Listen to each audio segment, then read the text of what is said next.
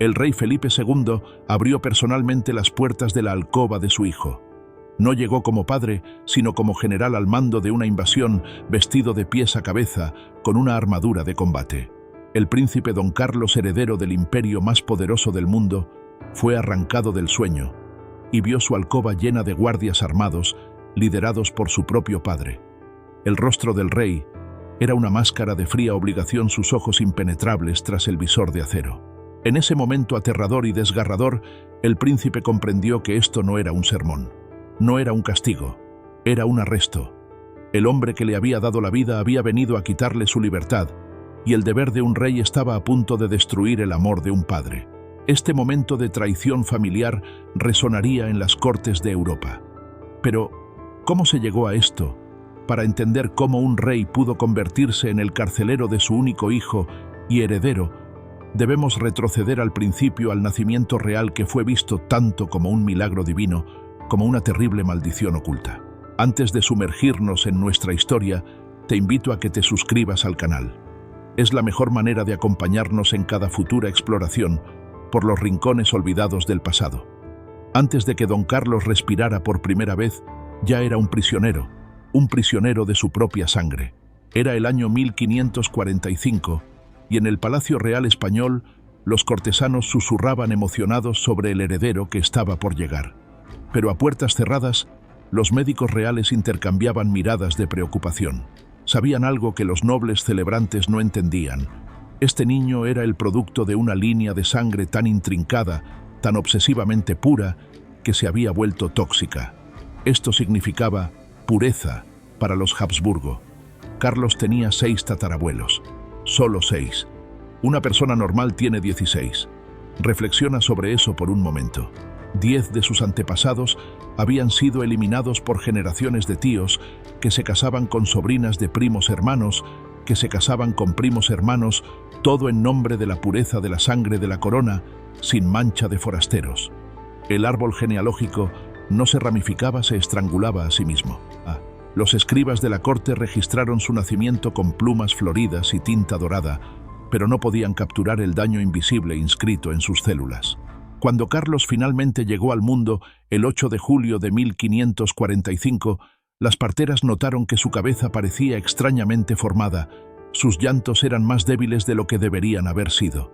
Pero vivía, y era varón, y eso bastaba para las celebraciones. Su madre, María Manuela de Portugal, lo sostuvo exactamente una vez.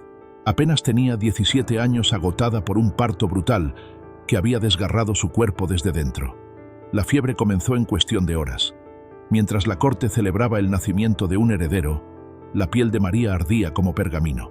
Susurró oraciones en portugués, el idioma de su tierra natal, mientras sus damas de compañía presionaban paños fríos contra su frente. 4 días, eso fue todo lo que tuvo. 4 días para ser madre antes de que la infección se la llevara. Las mismas campanas que habían sonado por el nacimiento de Carlos ahora repicaban por el funeral de María. El pequeño príncipe, envuelto en seda e ignorante de su pérdida, había costado la vida de su madre antes de que sus ojos pudieran enfocarse lo suficiente para ver su rostro.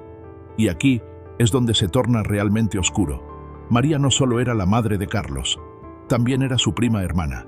Sus padres eran hermanos. Sus madres eran hermanas. Esto no era un simple matrimonio, era una cámara de eco genética. La misma sangre que mató a María ahora corría por Carlos, cargando generaciones de daño acumulado. El rey Felipe, apenas con 20 años, estuvo presente en el funeral de su esposa sosteniendo a su pequeño hijo. Los cortesanos veían a un viudo afligido con su heredero. Pero Felipe veía algo más en ese momento. Veía el precio de la pureza. Su hijo había sobrevivido, sí, pero ¿a qué costo? Y aún más aterrador, ¿qué costos invisibles estaban aún por revelarse? Las nodrizas reportaban cosas inquietantes. La lactancia del bebé era irregular. Sus patrones de sueño eran caóticos. Gritaba durante horas sin motivo aparente, luego caía en una quietud mortal que aterrorizaba a los sirvientes. Una nodriza juró haberlo visto dejar de respirar durante casi 1 minuto antes de jadear como un ahogado rompiendo la superficie del agua. Pero los problemas infantiles eran comunes en las nurseries reales. Los médicos de la corte aseguraron a Felipe que el niño se fortalecería.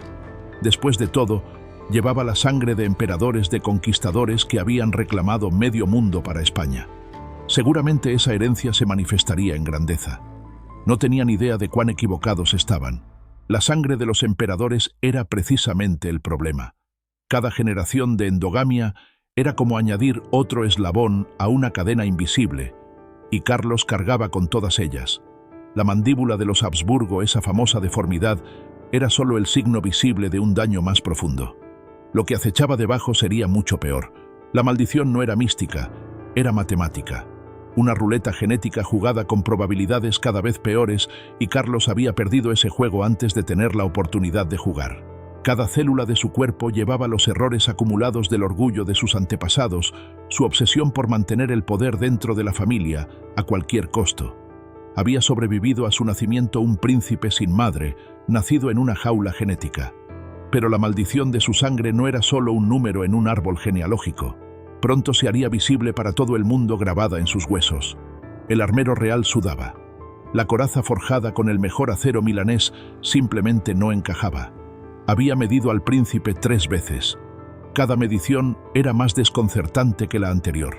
El lado izquierdo del torso del príncipe se hundía hacia adentro donde debería expandirse. El hombro derecho estaba casi 2 pulgadas más alto que el izquierdo. Ningún martilleo o remodelado podía hacer que las armaduras estándar funcionaran en este cuerpo de 13 años que desafiaba la simetría. Carlos estaba allí con los brazos extendidos mientras el armero luchaba. La respiración del príncipe venía en ráfagas cortas y agudas, no por el esfuerzo, sino porque su pecho hundido no podía expandirse completamente. Cada respiración era una batalla librada por sus costillas malformadas contra sus pulmones. La corte fingía no notarlo, pero Carlos escuchaba sus susurros resonando en las paredes de piedra. La prueba física de su linaje maldito se volvió imposible de ocultar. Su cráneo había crecido asimétricamente, abultado en un lado como un melón dejado demasiado tiempo al sol. Los retratos de palacio requerían ángulos cada vez más creativos para disimular esto. Su pierna izquierda había dejado de crecer al mismo ritmo que la derecha, obligándolo a caminar con un paso extraño y arrastrado, que resonaba y raspaba en los suelos de mármol. Pero aquí está la cuestión: con el derecho divino presupone la perfección divina. En la España del siglo XVI, el cuerpo del rey se consideraba un reflejo del favor de Dios. Un heredero fuerte y simétrico demostraba la bendición del cielo sobre la línea real. Pero ¿qué decía el cuerpo torcido de Carlos sobre los Habsburgo? ¿Qué decía sobre la propia España? Los médicos de la corte desarrollaron explicaciones elaboradas. Los humores del príncipe estaban desequilibrados. Sus estrellas estaban mal alineadas en el nacimiento. Cualquier cosa menos la verdad que generaciones de endogamia de los Habsburgo finalmente habían producido su resultado inevitable. Recetaron tratamientos que hoy suenan como tortura. Sangrías para equilibrar sus humores, baños de mercurio para enderezar su columna vertebral, botas de hierro especialmente diseñadas para forzar el estiramiento de su pierna más corta. Carlos soportó todo con una furia que ahuyentaba a los sirvientes. Cuando las botas de metal se quitaban por la noche, sus gritos resonaban por los corredores del palacio. No solo de dolor, sino de rabia por la traición de su propio cuerpo. Se suponía que debía ser perfecto. Se suponía que debía ser rey. Los tutores reales reportaban señales aún más inquietantes. La atención del príncipe divagaba constantemente. Se fijaba en detalles extraños: el patrón de las grietas en el techo, el sonido de su propia respiración, mientras ignoraba lecciones cruciales sobre el arte de gobernar. Su habla venía en ráfagas rápidas o no venía en absoluto. Algunos días hablaba con la elocuencia esperada de un rey. Otros días apenas podía formar frases coherentes, su lengua parecía tropezar consigo misma. Y luego estaban los dolores de cabeza devastadores que lo encerraban en sus aposentos durante días. Los sirvientes oían cómo golpeaba su cráneo malformado contra las paredes de piedra, intentando expulsar el dolor con más dolor. Cuando reaparecía, sus ojos estaban inyectados en sangre, desenfocados, como si viera a través de nuestro mundo hacia un lugar terrible y diferente. Las propuestas de matrimonio comenzaron cuando Carlos tenía 14 años. Las familias reales de toda Europa enviaban retratos de sus hijas, cada una buscando una alianza con el vasto imperio español. Pero Felipe dudaba, desviaba, encontraba excusas. ¿Cómo podía enviar descripciones honestas de su hijo a posibles novias? ¿Cómo podía explicar que el heredero al trono no podía mantenerse erguido, no podía respirar correctamente, ni siquiera podía usar una armadura como un verdadero príncipe español? Los embajadores extranjeros, que conocían a Carlos, enviaban mensajes cifrados a sus cortes. El príncipe mostraba signos de debilidad, escribían con cautela. Su constitución parece delicada. No se atrevían a escribir la verdad que el heredero del trono español parecía algo roto, mal ensamblado, como una muñeca de porcelana rota y pegada por un artesano ciego. Los sirvientes tenían sus propias teorías susurradas. Algunos decían que el espíritu de su madre rondaba sus huesos torcidos como castigo por la unión antinatural que lo creó. Otros afirmaban que se podían ver los pecados de sus antepasados escritos en su carne. Cada deformidad era una generación de orgullo hecha visible. Pero las deformidades externas no eran nada comparadas con la oscuridad que se enraizaba en su interior. Una crueldad monstruosa crecía en el joven príncipe y se manifestaría de la manera más grotesca imaginable. El zapatero real presentó las botas temblando. Había cometido un error y no tenía idea de que su castigo sería cortarlas y comerlas. Todo comenzó con una prueba rutinaria en los aposentos de Carlos. El artesano había trabajado semanas en esas botas diseñadas específicamente para la pierna más corta del príncipe. Pero cuando Carlos las probó, la bota izquierda le apretó ligeramente, justo lo suficiente para desencadenar una furia que transformó la elegante cámara en un teatro de humillación. «¡Cómetelas!», ordenó Carlos con una voz inquietantemente tranquila. El zapatero rió nervioso, seguro de haberse equivocado al escuchar. Pero los ojos del príncipe, esos ojos inyectados en sangre y desenfocados, no mostraban humor. «Córtalas en pedazos y cómetelas. Ahora». La corte observó en un silencio horrorizado, mientras el zapatero, con lágrimas corriendo por su rostro, tomaba su propio cuchillo de artesano y cortaba el cuero. El sonido del corte llenó la sala, cortes lentos y deliberados a través del material que había perfeccionado durante semanas. Luego vino el sonido más terrible, el masticar. El ruido forzado y rítmico de un hombre comiendo su sustento, mientras un príncipe de 17 años observaba satisfecho. Pero aquí es donde se vuelve realmente perturbador. Esto no fue algo aislado. Era un patrón. Las cocinas del palacio contaban historias que hacían palidecer incluso a soldados curtidos. Carlos había desarrollado una fascinación por ver morir a los animales. No la caza, que era noble, ni siquiera el sacrificio, que era necesario. Quería ver sufrimiento. Ordenaba que le trajeran conejos vivos a sus aposentos, luego los asaba vivos en su chimenea, midiendo cuánto tiempo duraban sus gritos. Los sirvientes que limpiaban sus habitaciones encontraban los restos carbonizados dispuestos en patrones cuidadosos, como un arte grotesco. Un joven paje cometió el error de reírse del cojeo del príncipe. Carlos lo escuchó. Siempre escuchaba las burlas reales o imaginadas. Esa noche el chico despertó y encontró al príncipe de pie sobre su cama, sosteniendo un atizador de chimenea que brillaba naranja en la oscuridad. Lo único que lo salvó fue que el propio cuerpo malformado de Carlos lo traicionó. Blandió el atizador, pero perdió el equilibrio, dando al paje tiempo para huir gritando por el pasillo. La violencia se volvía cada vez más difícil de controlar. Durante una reunión con dignatarios portugueses, Carlos tomó repentinamente un cuchillo de la mesa de comedor y lo sostuvo contra la garganta de un embajador, exigiendo que admitiera que Portugal era inferior a España. La cuidadosa formación diplomática del hombre se derrumbó al sentir la hoja en su piel, al ver la emoción salvaje en los ojos del príncipe. El rey Felipe tuvo que intervenir personalmente, calmando a su hijo, para que bajara el arma como quien tranquiliza a un perro rabioso. Pero lo que más aterrorizaba a la corte no era la violencia en sí, era la inteligencia detrás de ella. Carlos no estaba simplemente loco, era astuto en su crueldad. Sabía exactamente a quién podía atormentar sin consecuencias. Apuntaba a sirvientes artesanos cualquiera sin poder político para resistir. Cuando nobles de alto rango estaban presentes, podía interpretar el papel de un príncipe perturbado pero manejable. En cuanto se iban, la máscara caía. Los médicos de la corte ofrecían sus explicaciones. Los humores desequilibrados del príncipe causaban una ira excesiva. Su cráneo deformado ejercía presión sobre su cerebro, generando impulsos violentos. Pero en privado incluso ellos se preguntaban si algo más oscuro estaba en juego. ¿Nacía esta locura de su condición física? ¿O era algo más, un mal fundamental que habría existido incluso en un cuerpo perfecto? Su padre Felipe lo intentó todo. Se llamó a sacerdotes para orar por Carlos. Se consultó a las mentes más brillantes de Europa. Se establecieron rutinas elaboradas para controlar los peores impulsos del príncipe, pero nada funcionaba. Si acaso los intentos de controlarlo solo lo hacían más creativo en su crueldad. Los sirvientes desarrollaron un sistema de advertencia sofisticado. Cuando los pasos de Carlos resonaban por los pasillos, ese sonido característico y arrastrado se extendía como un incendio. Las doncellas abandonaban sus tareas. Los chicos de cocina se escondían en las despensas. Incluso los guardias encontraban asuntos urgentes en otro lugar. El heredero al trono se había convertido en un monstruo del que todos huían. Un príncipe tan inestable era una amenaza, pero podía ser manejado contenido.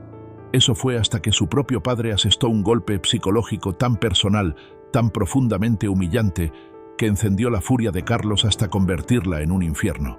Todos los hombres en la corte española miraban con admiración a la nueva reina Isabel de Valois.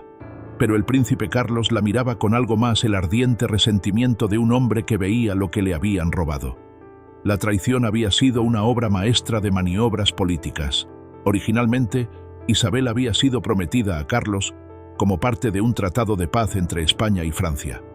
Durante meses, el joven príncipe había estudiado su retrato, memorizando cada detalle de la hermosa princesa francesa que sería su esposa. Por primera vez en su vida torcida le habían ofrecido algo puro, algo que sería solo suyo. Pero Felipe tenía otros planes. El rey había enviudado recientemente y España necesitaba una reina más que una futura princesa. En una reversión asombrosa que conmocionó a las cortes europeas, Felipe se casó con Isabel él mismo. El padre tomó lo que estaba destinado al hijo y lo hizo con el cálculo frío de un maestro de ajedrez, reclamando una reina. El día de la boda fue una forma refinada de tortura. Carlos tuvo que asistir de pie con sus ropas especialmente diseñadas para ocultar sus deformidades y ver cómo su padre se casaba con su prometida. Isabel era radiante, joven, elegante, todo lo que Carlos nunca podría ser. Cuando pronunció sus votos a Felipe, Carlos los escuchó como un robo. Cada palabra que le decía a su padre estaba destinada a él. Lo más cruel de todo, Isabel era amable con él. Trataba a Carlos con genuina calidez, tal vez por lástima, tal vez por culpa. Lo llamaba querido primo e incluía en actividades cortesanas. Pero su amabilidad era como ácido en una herida abierta. Cada sonrisa que le ofrecía era un recordatorio de lo que había perdido. Cada momento de gentileza subrayaba lo que nunca tendría. La corte observaba esta tortura psicológica a diario. En las cenas de Estado, Carlos se sentaba en la mesa alta, obligado a ver a su padre e Isabel juntos. La forma en que la mano de Felipe descansaba posesivamente sobre la de ella. Las conversaciones susurradas que mantenían en francés, un idioma con el que Carlos luchaba debido a sus dificultades de habla. Las miradas entre ellos que hablaban del lecho matrimonial que debería haber sido suyo. La obsesión de Carlos crecía como un cáncer. Se posicionaba donde podía observar las rutinas diarias de Isabel. Cuando ella paseaba por los jardines, él la seguía a distancia. Su paso desigual hacía imposible la discreción. El sonido de su pie arrastrándose sobre la grava se convirtió en un chiste entre los cortesanos. Siempre sabías cuando el príncipe estaba acechando a la reina. Comenzó a dejarle regalos, no obsequios normales de cortejo, sino ofrendas extrañas y perturbadoras: pájaros muertos, dispuestos en patrones frente a sus aposentos, mechones de su propio cabello, trenzados en diseños intrincados. Una vez, de manera horrible, dejó un retrato de ella que había desfigurado meticulosamente, borrando la figura de su padre en todas partes y dibujándose a sí mismo torpemente en el lugar de Felipe. Isabel, para su crédito, manejó esto con gracia. Nunca se quejó públicamente, nunca le dio a Carlos la reacción que anhelaba. Pero sus damas de compañía informaron que había comenzado a cerrar con llave sus aposentos por la noche, que miraba a su alrededor cuando caminaba sola. La princesa francesa, que había llegado tan segura de sí misma, ahora se movía por el palacio como una presa. El punto de inflexión llegó en un baile de máscaras de la corte. Carlos, envalentonado por el vino y el anonimato de su máscara, se acercó a Isabel durante un baile. Los músicos de la corte tocaban mientras él le susurraba algo al oído, algo que hizo que su rostro palideciera bajo su propia máscara. Ella se excusó inmediatamente y los ojos de Felipe siguieron a su hijo con una mirada que podía helar la sangre. Nadie sabe exactamente qué dijo Carlos esa noche, pero desde ese momento, Isabel nunca volvió a estar a solas con él. Se colocaron guardias discretamente cada vez que el príncipe pudiera cruzarse con la reina. Sus interacciones se limitaron a ceremonias públicas donde decenas de ojos podían vigilar cada palabra, cada gesto. La humillación de Carlos se transformó en algo más oscuro que el simple resentimiento. Comenzó a decirles a todos los que quisieran escuchar que su padre le había robado su vida, su futuro, su verdadero propósito. Los rumores se volvieron más violentos, más específicos. Hablaba de venganza, de justicia, de recuperar lo que le pertenecía por derecho. Su mente, ya un polvorín de resentimiento y paranoia, estaba ahora lista para explotar. Solo necesitaba un pequeño impacto físico para detonarla, y ese llegó en forma de una simple escalera. En 1562, don Carlos persiguió a una criada por una escalera de piedra. Nunca la alcanzó. En cambio, su cuerpo defectuoso lo traicionó y cayó. La ofensa de la criada había sido simple, lo había visto sin sus zapatos, especialmente diseñados, había vislumbrado su pie torcido en toda su deformidad desnuda. Su jadeo involuntario de sorpresa había desencadenado su furia. Ella huyó por la estrecha escalera de servicio, mientras Carlos la seguía. Su paso desigual transformaba la intención asesina en una torpeza mortal. Su pierna más fuerte compensaba la más débil, su cráneo malformado lo desequilibraba. Los testigos dijeron que pareció quedarse suspendido en el aire por un momento, con los brazos agitándose salvajemente antes de que la gravedad lo reclamara. El sonido de su cabeza golpeando la piedra resonó como una campana fúnebre por el palacio. Luego silencio. Durante 3 días Carlos estuvo inconsciente. Su cráneo estaba fracturado. El hueso ya malformado ahora estaba roto como un huevo. El líquido se filtraba de sus oídos. Su respiración venía en estertores que sonaban como la muerte acercándose. Felipe convocó a todos los médicos de España ofreciendo fortunas a cualquiera que pudiera salvar a su heredero. Los médicos intentaron todo lo que su ciencia medieval podía imaginar. Lo desangraron hasta que sus sábanas quedaron empapadas de rojo. Aplicaron cataplasmas de escarabajos triturados y mercurio. Oraron por él en latín, griego y hebreo. Nada funcionaba. La fiebre del príncipe subió hasta que su piel se sentía como pergamino a punto de incendiarse. Entonces llegó el doctor Pinter con su solución radical: trepanación. Perforar el cráneo para liberar los humores malignos atrapados en él. Era un procedimiento que mataba más a menudo de lo que curaba, pero Carlos ya estaba muriendo. Felipe, desesperado, dio su consentimiento. La operación tuvo lugar a medianoche. Los médicos creían que la posición de la luna ayudaría a la curación. Despejaron la habitación de Carlos de todos excepto del equipo médico y 2 hombres fuertes para sujetar al príncipe si despertaba durante el procedimiento. El sonido del taladro mordiendo el hueso se escuchó a través de las paredes del palacio. Los sirvientes juraron después que lo oyeron en sus pesadillas durante años, ese chirrido, ese raspado intrusivo en el cráneo. Aquí está la parte realmente terrible. Carlos despertó. A mitad del procedimiento abrió los ojos. Los médicos informaron después que no gritó. Solo miró al techo completamente consciente, mientras perforaban su cabeza, sus labios moviéndose en algo que podría haber sido una oración o una maldición. Los hombres fuertes tuvieron que sujetar sus brazos cuando su cuerpo se convulsionó, luchando contra las ataduras, mientras el cirujano continuaba su horrible trabajo. Cuando el cráneo finalmente cedió la caída de presión, fue audible un sonido húmedo y succionante cuando la sangre y el fluido atrapados escaparon. El cirujano insertó un tubo de plata para mantener el agujero abierto, permitiendo que el veneno drenara. Durante 2 semanas, Carlos yació allí, con un agujero en la cabeza, flotando entre la conciencia y el delirio.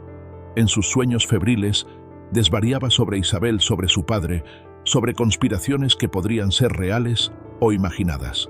Hablaba con personas que no estaban allí, mantenía conversaciones con su madre muerta en portugués, un idioma que nunca había aprendido. Los médicos tomaban notas intentando separar los desvaríos febriles de las confesiones. Luego, como por milagro, la fiebre cedió. Los ojos de Carlos se aclararon. Reconoció rostros, habló coherentemente, incluso logró comer alimentos sólidos. La corte celebró. El heredero estaba salvado. Dios había mostrado misericordia con el trono español. Pero algo fundamental había cambiado. El Carlos que despertó de ese procedimiento no era el mismo que había caído. El trauma físico había reorganizado algo en su cerebro ya dañado. Donde antes la crueldad estaba moderada por la astucia, ahora solo había una locura cruda y sin filtrar. Se convenció de que todos conspiraban contra él. Probaba su comida por veneno obligando a los sirvientes a probarla primero. Dormía con armas bajo su almohada. Comenzó a hacer listas nombres de personas que consideraba enemigos completas, con planes detallados para su castigo cuando fuera rey. Lo más aterrador era que hablaba abiertamente sobre su padre, ya no con el resentimiento anterior por Isabel, sino con algo más frío, más calculado. Planteaba preguntas hipotéticas a embajadores extranjeros. ¿Qué pasaría si un príncipe tuviera que destituir a un rey inadecuado? ¿Cómo habían manejado otras naciones la sucesión cuando el monarca actual había perdido el favor de Dios? El ser que emergió de esa cama de enfermo ya no era un chico cruel o un amante despreciado. Era una criatura paranoica y furiosa que ahora hablaba abiertamente de matar a su propio padre.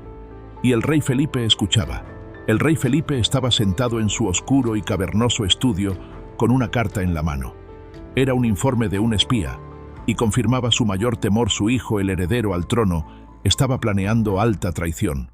La carta describía una reciente reunión de Carlos con don Juan de Austria, el medio hermano de Felipe. El príncipe había propuesto huir a los Países Bajos, donde el dominio español ya estaba amenazado por revueltas. Se presentaría como una alternativa a su padre, como un libertador que otorgaría las libertades que Felipe negaba. Los enemigos del Imperio español se unirían a él. Seguiría una guerra civil. Felipe dejó la carta con manos que apenas temblaban. A su alrededor las paredes estaban cubiertas de mapas de su vasto imperio, territorios que se extendían desde las Américas hasta las Filipinas, todos sostenidos por la voluntad de hierro de la corona española. Un príncipe loco podía destruirlo todo. Pero no se trataba solo del imperio. Se trataba del amor de un padre enfrentado al deber de un rey. Felipe había intentado todo para salvar a Carlos. Había perdonado la violencia, pasado por alto las amenazas, atribuido cada estallido a la enfermedad en lugar de al mal. Incluso ahora una parte de él quería quemar la carta, fingir que nunca la había leído. El rey exigió más informes. Pintaban un cuadro cada vez más condenatorio. Carlos había acumulado armas en sus aposentos. Intentó sobornar a los guardias por información sobre la seguridad del palacio. Lo más condenatorio fue que había enviado cartas cifradas a conocidos enemigos de España, probando su disposición a apoyar un golpe.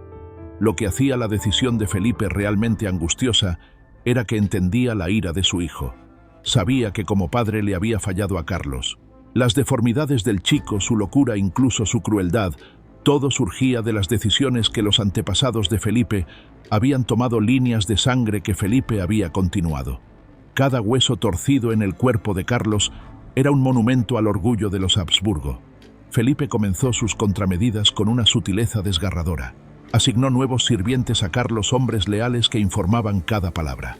Hizo que las armas del príncipe fueran retiradas silenciosamente durante la limpieza, esperando que Carlos no lo notara.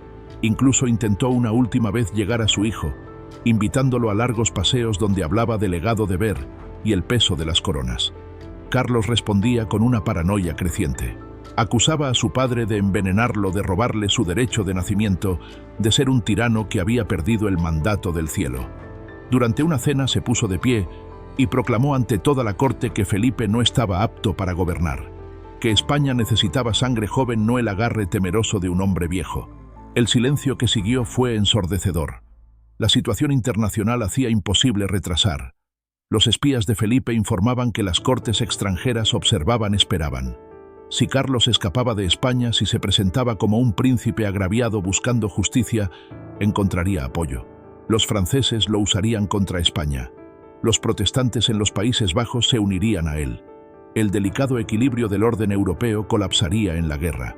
Felipe comenzó a escribir cartas, docenas a cada corte importante en Europa, no órdenes ni amenazas, sino explicaciones cuidadosas. Describió la enfermedad de Carlos en términos vagos pero condenatorios. Habló de la carga de un padre, del terrible deber de un rey. Preparó el terreno asegurándose de que el mundo entendiera cuando actuara. El punto final llegó en enero de 1568. Carlos había reunido a sus sirvientes más confiables y revelado su plan para escapar en cuestión de días. Primero huiría a Italia, luego a los Países Bajos. Tenía promesas de salvoconducto, ofertas de apoyo.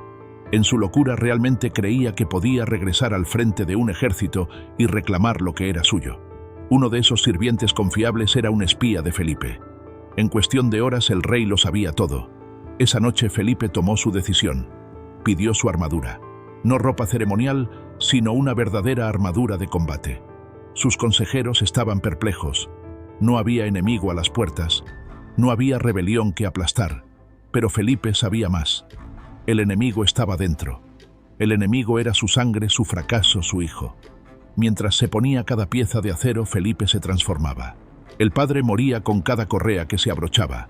Lo que quedaba era el rey de España, defensor de la fe, protector de un imperio que no podía sucumbir a la locura. La decisión estaba tomada, el deber sobre la sangre, el reino sobre el hijo. En la noche del 18 de enero de 1568, el rey Felipe II pidió su armadura no para cabalgar a la batalla, sino para caminar por un silencioso pasillo del palacio y enfrentar a su propio hijo. Un médico se inclinó cerca de la puerta de la prisión y escuchó al príncipe murmurar: «Me estoy pudriendo y me están dejando pudrir». Habían pasado 6 meses desde el arresto. Carlos había sido trasladado a una habitación en una torre técnicamente cómoda, con muebles dignos de un príncipe, pero aún así, una prisión. Las ventanas estaban enrejadas, la puerta cerrada desde fuera y lentamente, metódicamente, el heredero del trono español se descomponía mientras aún vivía. El deterioro físico era horrendo. Sin movimiento, el cuerpo ya débil de Carlos comenzó a consumirse. Su pierna más corta, que ya no soportaba peso, se atrofió aún más. Úlceras por presión aparecieron donde su columna torcida presionaba contra el colchón. Pero el verdadero deterioro devastador era mental. El aislamiento alimentaba su paranoia hasta que la realidad misma se volvió negociable. Mantenía conversaciones con visitantes invisibles. Los sirvientes que traían comida informaban que ponía cubiertos para personas que no estaban allí. Su madre muerta, reyes españoles anteriores, a veces incluso versiones diferentes de sí mismo.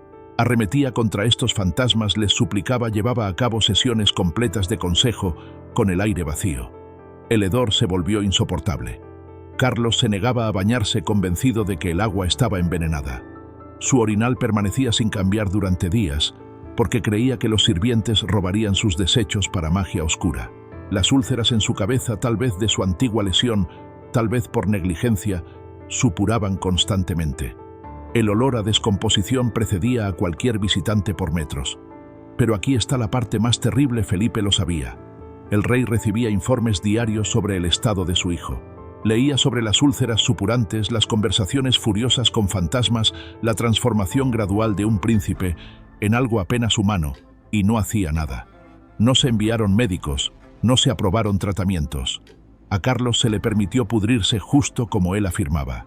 Los momentos de lucidez del príncipe eran quizás peores que su locura. De repente reconocía dónde estaba, qué le estaba sucediendo. En esos momentos escribía cartas desesperadas a su padre, alternando entre súplicas de perdón y amenazas. Felipe guardaba cada carta, pero nunca respondía. El silencio era más cruel que cualquier tortura. Para Julio, Carlos apenas podía caminar. Sus músculos se habían atrofiado. Su piel colgaba suelta sobre sus huesos malformados como una tela mal ajustada. Los sirvientes informaban que se arrastraba por el suelo en lugar de pedir ayuda, dejando rastros de sangre de las úlceras en sus rodillas. Su orgullo, incluso en la locura, no le permitía mostrar debilidad. Desarrolló una obsesión por el hielo. En el sofocante verano español, exigía cubos tras cubos de agua helada. Bebía cantidades enormes, vertía el resto sobre su cabeza febril. Los médicos que no podían tratarlo especulaban que intentaba enfriar el fuego en su cerebro, congelar la locura que lo consumía. El 24 de julio de 1568, un sirviente lo encontró inconsciente en un charco de agua helada. Sus labios estaban azules, su respiración apenas visible. Lo llevaron a su cama. Pesaba tan poco ahora que un solo hombre podía levantarlo. Durante horas flotó entre la vida y la muerte, murmurando en lenguas que nunca había hablado, llamando a personas que llevaban mucho tiempo muertas. Luego, con una claridad asombrosa, abrió los ojos y pronunció sus últimas palabras coherentes: «Dile a mi padre que lo perdono». Si esto fue un perdón genuino, o la venganza más cruel posible, obligando a Felipe a vivir con esa gracia, nadie podía decirlo. Horas después, Don Carlos de España murió. Tenía 23 años. La causa oficial de la muerte se registró como una enfermedad natural. No se mencionó el encarcelamiento ni la confesión de los meses de decadencia. El príncipe simplemente había enfermado y muerto como a veces ocurría. La elaborada ficción comenzó antes de que su cuerpo se enfriara. En cuestión de horas tras su muerte, los sirvientes aparecieron con órdenes muy específicas. Cada retrato de Carlos fue retirado de las paredes del palacio. Sus pertenencias personales fueron recolectadas y quemadas. Las cartas que lo mencionaban fueron confiscadas y destruidas. Los escribas trabajaron toda la noche editando cuidadosamente los registros de la corte para minimizar su presencia. El heredero del trono español fue borrado de la historia mientras su cuerpo aún estaba caliente. Su cuerpo falló, su mente se había ido y su padre lo ignoró todo. Carlos estaba al borde de la muerte, pero la muerte, como resultó, no sería su última humillación. El último acto de violencia de la corona contra él sería un acto de completo silencio. Ahora regresamos a esa fría noche de enero, pero ahora entiendes el peso de cada paso, de cada respiración en esa habitación. Cuando Felipe se paró en la puerta con su armadura completa, no solo estaba arrestando a un hijo rebelde, estaba poniendo fin a una tragedia escrita desde el principio, en sangre y hueso. El arresto en sí fue rápido, clínico. Carlos no ofreció resistencia. Tal vez no podía. Tal vez reconoció la futilidad. Cuando los guardias ataron sus manos, miró a su padre por última vez.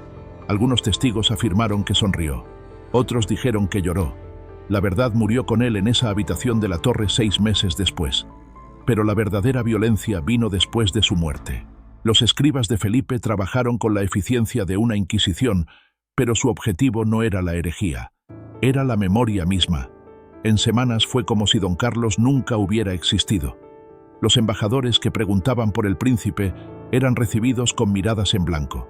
Los registros de la corte saltaban de 1544 a 1569, como si los años de su vida fueran solo espacio vacío. El funeral fue una obra maestra de borrado, sin gran ceremonia, sin exposición pública. Carlos fue enterrado rápida y silenciosamente, con solo el ritual mínimo requerido para un príncipe. Su tumba no llevaba inscripción alguna más que su nombre y las fechas. Incluso en la muerte recibió justo el reconocimiento suficiente para evitar un escándalo, pero no lo suficiente para ser recordado.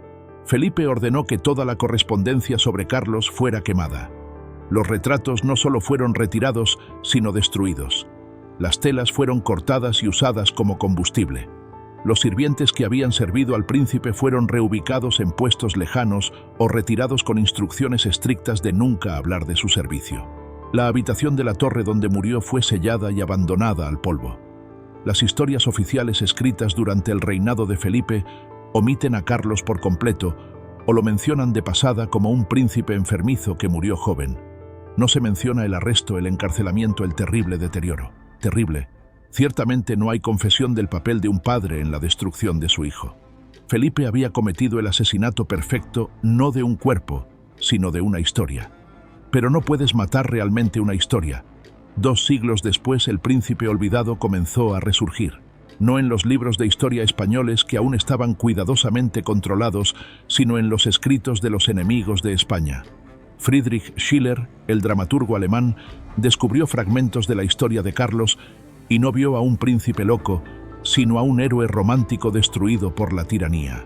Su drama Don Carlos transformó al príncipe torcido y cruel en un símbolo de idealismo juvenil aplastado por una vejez autoritaria. Giuseppe Verdi tomó la ficción de Schiller y le dio música. En su ópera, Carlos se convierte en un amante trágico, noble y condenado. El monstruo que obligó a un zapatero a comer cuero, que asó conejos vivos, que planeó un parricidio, todo eso desapareció. En su lugar surgió un mártir romántico, una víctima de la necesidad política y un destino cruel. La ironía es perfecta. Felipe ganó todas las batallas.